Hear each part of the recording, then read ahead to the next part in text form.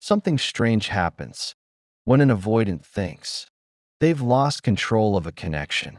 They come back, but not when you expect, not when you're hurting, not when you're asking for answers. They come back when the emotional system they were regulating suddenly stops responding. That's the moment things change. Not love, not clarity, a disruption. Most people think an avoidant returns because they miss you. But what actually happens is much more mechanical than that. Something in the attachment system gets reactivated, and the trigger is rarely what people assume. It's not nostalgia. It's not romance. It's not even regret. It's the moment their nervous system realizes the dynamic is no longer predictable. And for an avoidance system, predictability is everything. Because avoidants don't regulate relationships through closeness, they regulate through control. Control of distance, control of access, control of emotional exposure. When they leave, they believe the system will stabilize. Distance will restore equilibrium. Silence will reduce pressure. Space will calm the nervous system. And usually, it does, at first. But then something unexpected happens. The person they left stops behaving predictably. The emotional signals disappear. No pursuit, no questioning, no attempts to reopen the connection. And suddenly, the system that created distance is no longer controlling the outcome. That's when attention returns. Not because they suddenly want intimacy, because the system detected a shift in power. And attachment systems always move toward restoring balance. That's where the return begins. Not from love, from reactivation. Because when an avoidant comes back, it's rarely about reconnecting with you. It's about reconnecting with the part of the dynamic they thought they controlled. And that difference changes everything about how the return unfolds. They didn't come back because they suddenly realized your worth. They didn't wake up one morning overwhelmed with regret. And they didn't return because love finally won. That's the story people want. But it's rarely the truth. When an avoidant comes back, the trigger is almost never romance. It's regulation. Something in their system shifted. Not their feelings, their control. Avoidant attachment isn't built around connection. It's built around managing distance, managing space, managing emotional exposure. And when they left, their nervous system believed distance would restore balance. Distance meant relief. Distance meant control.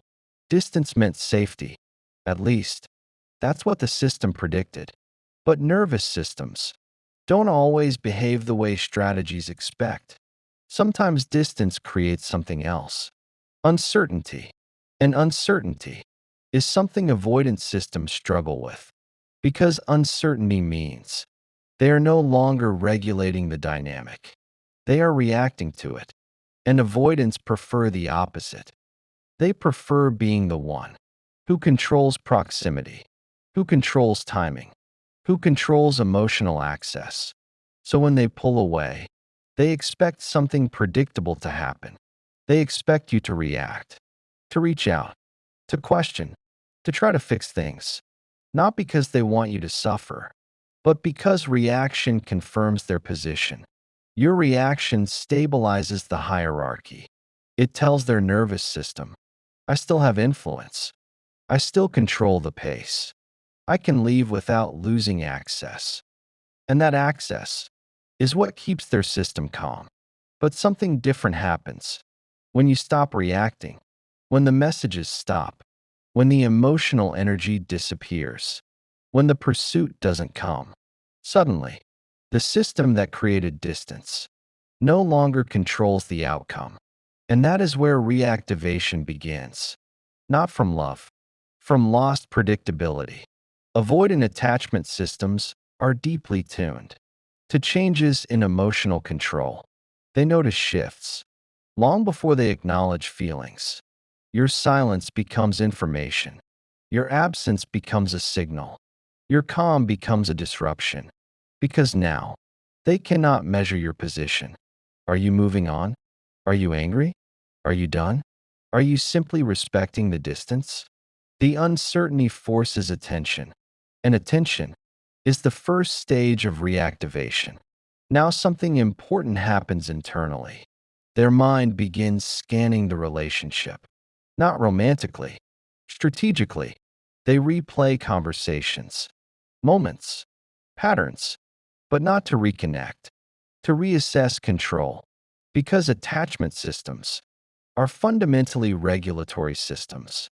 They are trying to answer one question: did I lose influence over this dynamic? If the answer feels like yes, their nervous system becomes activated. That activation does not feel like longing. It feels like restlessness, like unfinished business, like something in the background that won't fully settle. And this is when people often misinterpret the return, because from the outside, the behavior looks like reconciliation. But internally, the system is solving a different problem: loss of control. Avoidants are extremely sensitive to perceived autonomy threats, but they are also sensitive to perceived autonomy loss. If someone they distanced from suddenly becomes unavailable to them, their system must reassess, not because they suddenly want intimacy, but because the balance shifted, and human nervous systems are designed to restore equilibrium.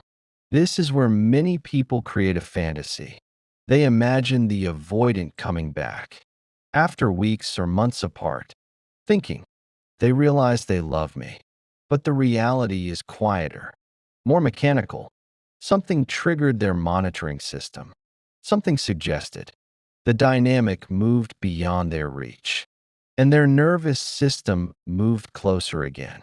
Not to commit, to evaluate. Now let's be very clear. This does not mean avoidants never feel love. It means love is not the primary driver of reactivation. Not to commit, to evaluate. Now let's be very clear. This does not mean avoidants never feel love. It means love is not the primary driver of reactivation. Control is. Predictability is. Access is. If they believe they have permanently lost access, their system reacts, not emotionally first, regulatorily. Think of it like this. Imagine closing a door you believe will always stay unlocked. You leave confidently, but later you realize someone might lock it from the inside. Suddenly, the door becomes important again, not because you desperately need to enter, but because losing the option creates tension. That tension is what often brings avoidance back, not romantic clarity, option loss.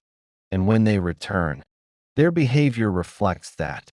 They test, they observe, they reopen communication slowly, not because they are ready for depth, because they are recalibrating the system. They want to know, is the door still open? Or did the dynamic truly change? Most people mistake this moment. They rush toward the return. They reopen emotional access immediately. They try to rebuild the connection fast. But what they're responding to is not commitment, it's activation. Activation is temporary, unless something deeper changes. And that deeper layer is where the real psychology begins. Because once the avoidance system re-engages, a second process starts to unfold, one that determines whether they move closer or distance again.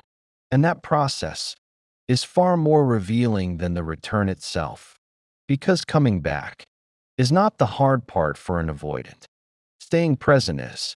When the avoidance system reactivates, the first thing it does is not reach out. It observes, quietly, carefully, because avoidants rarely move towards something until they understand the terrain again. And the terrain is you, your behavior, your emotional position, your availability. Before they left, the dynamic was predictable.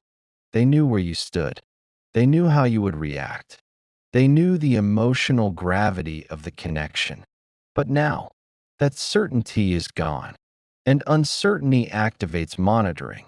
They may check your social presence, revisit old conversations, think about how things ended, not with nostalgia, with analysis. Because avoidance systems approach attachment through cognition first, feeling comes later, sometimes much later. Their mind starts asking quiet questions. Did the connection actually end? Did you detach emotionally? Are you still accessible? Or did something fundamentally change? These questions create internal tension, and tension increases psychological attention. The more they cannot read the situation, the more mental space the connection occupies. This is where many people misinterpret the return. They assume the avoidant has been thinking about them because they miss them, but the internal process is often different. They are trying to restore clarity, clarity about the dynamic, clarity about their position, clarity about your emotional state. Because attachment systems seek stability, and instability creates activation. Now something interesting happens. Memory becomes selective. The mind begins revisiting the relationship, but not in chronological order, in emotional fragments, moments that carried meaning, moments where connection felt strong, moments where distance created tension. Avoidance systems often suppress emotional processing. While they are inside the relationship, distance removes pressure, and once pressure disappears, some emotional material resurfaces, not as longing, as reflection. They may suddenly notice things they ignored before, ways you supported them, ways you stayed calm, ways you gave space. These realizations don't always produce action, but they do change internal perception, and perception influences behavior. Because if their system begins to believe they miscalculated something, curiosity grows. Curiosity pulls attention closer, but curiosity alone does not mean readiness for intimacy. This is a critical distinction. Avoidance can return to a connection while still protecting their emotional boundaries. They may reopen communication lightly, a message, a reaction, a casual check in, something that appears small on the surface. But psychologically, it's a probe designed to measure the environment. They are asking a silent question. Is the dynamic the same, or has the balance shifted? Your response to that moment matters more than the return itself, because the return is only the beginning of evaluation. If the emotional environment feels exactly like before, their system relaxes again, control is restored, predictability returns, and distance may follow shortly after. But if something about the environment has changed, if your energy feels different, your response is calmer, your availability less automatic, the system detects that shift, and shifts create new calculations. Avoidant attachment isn't static. It constantly evaluates relational safety, safety from engulfment, safety from emotional demand, safety from losing autonomy. When they left the connection, they believed distance would guarantee those things.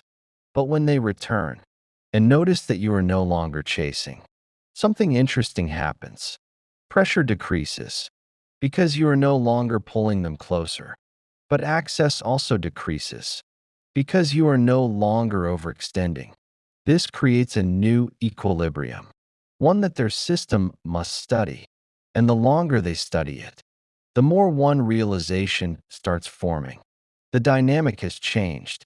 And once that realization begins, a deeper psychological process starts unfolding, one that determines whether the avoidant moves toward reconnection or retreats again into distance. Because returning to the connection was never the real decision. The real decision comes after that, when their system must choose between two things. It has always struggled to balance control or vulnerability. And that internal conflict is what shapes everything that happens next. After the return begins, another process starts, a quieter one, evaluation. Avoidance systems do not move quickly toward closeness. They move carefully, step by step, signal by signal, because re-engaging a connection always carries risk. The risk is not rejection. The risk is emotional exposure. Exposure threatens autonomy, and autonomy is the avoidance system's primary regulator. So when they come back, they don't dive in. They test the temperature. They watch your reactions, your pace, your tone, your expectations. Every small interaction becomes information. If you respond with urgency, their system notices. If you move slowly, their system notices that too. Avoidance study change because change determines safety. If the dynamic feels identical to the one they left, their nervous system relaxes. Control returns. Distance often follows again. But if the dynamic feels different, their system pauses because something new is happening. You're not chasing. You're not demanding clarity. You're not trying to reopen everything at once. You're simply present, present without pressure. That combination is unfamiliar to many avoidance systems because most of their relationships follow predictable patterns: pursuit, distance, reconnection, then distance again, a loop. But when someone breaks the loop, the system has to reassess. This reassessment is not emotional first, it's structural. They start asking quiet questions. Is this connection safer now? Has the pressure disappeared? Am I still in control of my autonomy? Those questions determine their next movement. If autonomy still feels threatened, they withdraw again. Not dramatically, gradually. A slower reply, a little less engagement, more emotional space.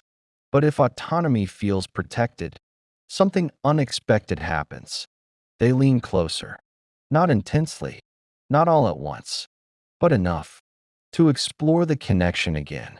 This is the moment many people misunderstand because the avoidant may appear warmer, more attentive, more curious, but that warmth is still cautious.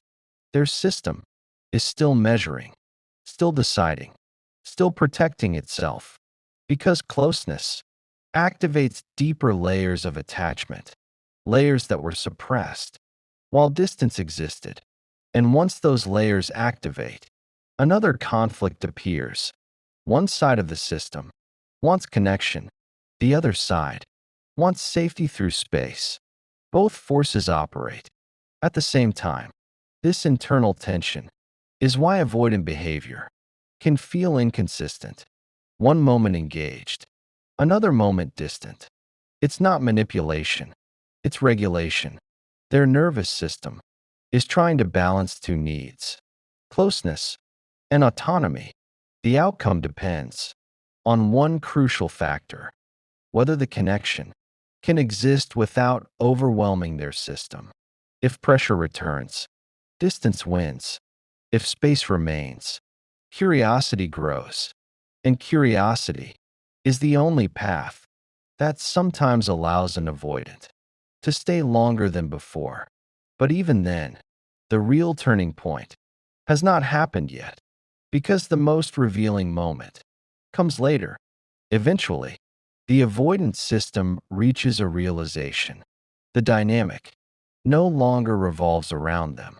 You're not waiting the same way, not reacting the same way, not adjusting yourself to stabilize their distance. Something about your position feels different, more grounded, more self-contained, and that changes the equation. Because when an avoidant returns, they expect familiarity. They expect the old emotional pattern to still exist. They expect access to still be automatic. But when that access is calmer, slower, more measured, Their system has to recalculate. This is where the real meaning of the return becomes clear. It was never just about missing you. It was about restoring influence over the connection. But if the influence is no longer the same, two things can happen. Some avoidants pull away again, not dramatically, just enough to restore emotional distance. Because distance is where their system feels safest. But others pause. They notice the shift. They sense that the connection no longer pressures them the way it once did. And something unexpected happens.